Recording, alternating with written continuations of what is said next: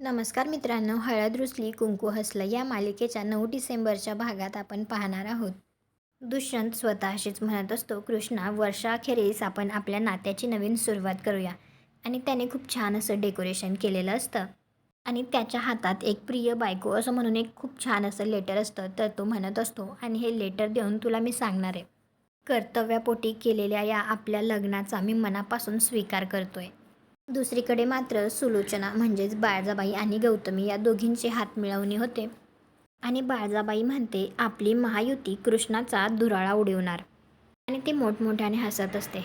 इकडे आता कृष्णा रूममध्ये येते आणि ती पाहते की रूम तर खूपच छान सजवलेली आहे, परंतु तिला मात्र काही कळत नाही. आणि ती जेव्हा एंट्री करते त्यावेळी आता तिच्या अंगावरती गुलाबाच्या पाकळ्या टाकल्या जातात. त्यानंतर आता लगेच दुष्यंत तिला एक छान असा पुष्पगुच्छ देतो आणि ते दोघे आता बसलेले असतात.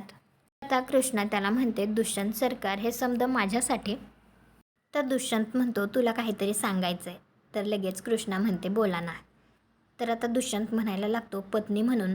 आणि नेमकं त्याच वेळी आता त्याचा मोबाईल वाजतो आणि त्यावेळी त्याला अशी न्यूज सांगण्यात येते की पूजाने आत्महत्या केली.